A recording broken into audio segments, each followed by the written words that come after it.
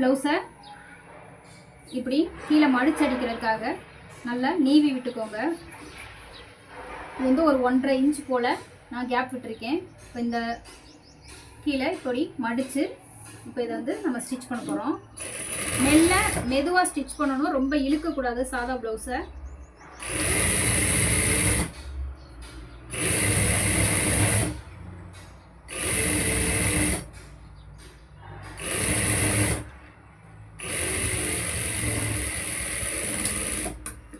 இது வந்து டாட் பிடிக்கணும். இப்போ டாட் வந்து பார்த்தீங்கன்னா இதை 2ஆக இப்படி மடித்து போட்டுக்கோங்க. மடித்து போட்டுட்டு சைடில் வந்து ஒரு 1.5 இன்ச் விட்டுக்கோங்க. இப்போ இதை 2ஆக மடித்து மார்க் பண்ணிக்கோங்க.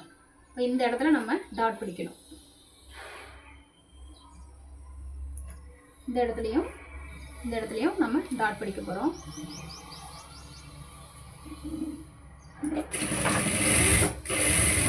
நல்லா ஒரு 3 இன்ச்சுக்கு டாட் பிடிச்சிக்கோங்க.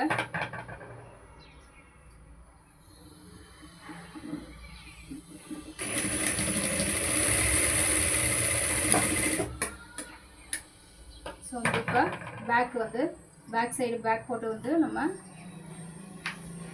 ஸ்டிச் பண்ணியாச்சு.